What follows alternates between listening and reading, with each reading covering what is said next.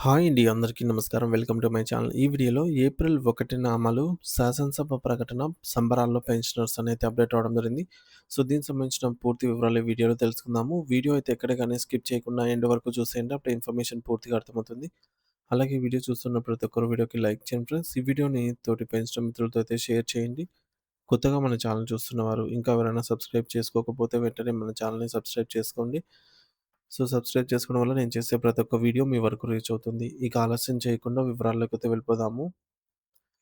Friends ఇక విషయానికొచ్చినట్టయితే ఆంధ్రప్రదేశ్ రాష్ట్రంలోని లక్షలాది మంది పెన్షనర్లకు మరియు పదవీ విరమణ చేసిన ఉద్యోగులకు రాష్ట్ర శాసనసభ వేదికగా ఒక అత్యంత సంచలనమైన మరియు తీపి కబురు వెలువడింది. ఈ ప్రకటనతో రాష్ట్ర వ్యాప్తంగా ఉన్న పెన్షనర్ల కుటుంబాల్లో ఒక్కసారిగా సంబరాలు మొదలయ్యాయి. ఎందుకంటే ప్రభుత్వం తీసుకున్న ఈ నిర్ణయం వారి ఆర్థిక స్థితిగతులను మెరుగుపరచడమే కాకుండా ఎప్పటినుంచో ఎదురుచూస్తున్న సమస్యలకు పరిష్కారం చూపింది. ముఖ్యంగా ఏప్రిల్ 1వ తేదీ నుండి ఈ కొత్త నిర్ణయాలను అమల్లోకైతే తీసుకురావాలని ప్రభుత్వం భావిస్తోంది. ఇది పెన్షనర్ల జీవితాల్లో కొత్త వెలుగులు నింపుతుందని చెప్పవచ్చు. ప్రభుత్వ ఉద్యోగాల నుంచి పదవీ విరమణ పొందిన వృద్ధులకు సంబంధించి శాసనసభలో జరిగిన చర్చల అనంతరం ఒక కీలకమైన అప్డేట్ రావడం జరిగింది. దీని ప్రకారం పెన్షనర్లకు రావాల్సిన కరువు భత్యం, డీఏ బకాయిలు మరియు ఇతర ఆర్థిక ప్రయోజనాలపై ప్రభుత్వం స్పష్టత ఇచ్చింది. నిజానికి 2018 జూలై నెల నుంచి పెన్షనర్లకు మరియు సీపీఎస్ విధానంలో ఉన్న ఉద్యోగులకు అందవలసిన డీఏ అరియర్స్ విషయంలో గత కొంతకాలంగా అనిశ్చితి నెలకొంది. ప్రస్తుత ప్రభుత్వం ఈ బకాయిలను చెల్లించేందుకు గతంలోనే ఆమోదం తెలిపినప్పటికీ క్షేత్రస్థాయిలో అమల్లోనే అనేక ఆటంకాలు ఎదురయ్యాయి. ముఖ్యంగా ఈ బకాయిలు పెన్షనర్ల ఖాతాల్లో జమ కాకపోవడానికి ప్రధాన కారణం సీఎఫ్ఎంఎస్ పోర్టల్‌లో తలెత్తిన కొన్ని సాంకేతిక ఇబ్బందులు. ఈ డిజిటల్ వ్యవస్థలో బిల్లులు ప్రాసెస్ చేసేటప్పుడు సాంకేతిక లోపాలు రావటం వల్ల చాలామంది పెన్షనర్ల అరియర్స్ నిలిచిపోయాయి. ఈ సమస్యల వల్ల వృద్ధులు తమకు రావాల్సిన సొమ్ము కోసం కార్యాలయాల చుట్టూ తిరగాల్సిన పరిస్థితి ఏర్పడింది. అయితే ఇప్పుడు ప్రభుత్వం ఈ విషయాలన్నీ సీరియస్‌గా తీసుకొని నిలిచిపోయిన ఆ పాత డీఏ అరియర్స్ బిల్లులను తిరిగి సిస్టమ్‌లో సమర్పించేందుకు ప్రత్యేక వెసులుబాటు కల్పించాలని నిర్ణయించింది.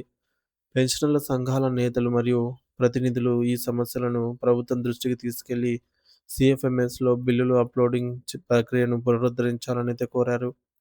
వారి విజ్ఞప్తికి ముఖ్యమంత్రి మరియు ఆర్థిక శాఖ సానుకూలంగా స్పందించడం వల్ల ఇప్పుడు ఈ ప్రక్రియ సులభతరం కానుంది. గతంలో ఉన్న పాత అరియర్స్‌తో పాటు ప్రస్తుతం పెండింగ్‌లో ఉన్న ఇతర బకాయిలను కూడా కలిపి చెల్లించేందుకు ప్రభుత్వం సిద్ధమైంది. దీనివల్ల పెన్షనర్లకు ఒకేసారి పెద్ద మొత్తంలో నగదు అందే అవకాశం ఉంది.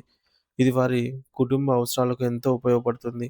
ఈ మొత్తం ప్రక్రియను పూర్తి చేయడానికి ప్రభుత్వం ఒక నెల రోజుల గడువును అంటే మార్చి నెల మొత్తాన్ని కేటాయించింది. ఈ సమయంలో నిలిచిపోయిన బిల్లులన్నిటినీ చూసి, సరిచేసి వాటిని మళ్ళీ అప్‌లోడ్ చేస్తారు. ఇలా సిద్ధం చేసిన బిల్లుల ఆధారంగా సరిగ్గా ఏప్రిల్ 1వ తేదీ నుండి పెన్షనర్ల వ్యక్తిగత బ్యాంకు ఖాతాల్లో నేరుగా సొమ్ము జమ అయ్యేలాగా చర్యలు తీసుకోనున్నారు. అంటే రాబోయే కొత్త ఆర్థిక సంవత్సరం ప్రారంభం కావడంతోనే పెన్షనర్లకు ఈ యొక్క ఆర్థిక భరోసా కలగబోతోంది. వృద్ధాప్యంలో ఉన్న పెన్షనర్లకు వైద్య ఖర్చులు, మందులు మరియు ఇతర నిత్యావసరాల కోసం ప్రతి రూపాయి ఎంతో విలువైనది. అటువంటి సమయంలో ఎప్పటినుంచో ఆగిపోయిన అరియర్స్ సొమ్ము ఇప్పుడు చేతికి అందటం అనేది వారి పట్ల ప్రభుత్వం చూపిస్తున్న గౌరవంగా భావించవచ్చు. ఈ సంచలన ప్రకటనతో పెన్షనర్లు ఇప్పుడు ఎంతో సంతోషంగా ఉన్నారు. కాబట్టి పెన్షనర్లు తమ బ్యాంక్ ఖాతా వివరాలు మరియు సర్వీస్ రిజిస్టర్ సంబంధిత పత్రాలను సిద్ధంగా ఉంచుకోవాలని ఈ ఏప్రిల్ మొదటి వారం కల్లా మీ అరియర్స్ అన్నీ అందుతాయని ప్రభుత్వం భరోసా ఇస్తోంది. ఈ ముఖ్యమైన సమాచారాన్ని, ఈ వీడియోని తోటి పెన్షనర్లకు మరియు మిత్రులకు కూడా తెలియజేయండి ఫ్రెండ్స్. తద్వారా వారు కూడా ఈ శుభవార్తను తెలుసుకొని సంతోషిస్తారు. Thank you for watching this video.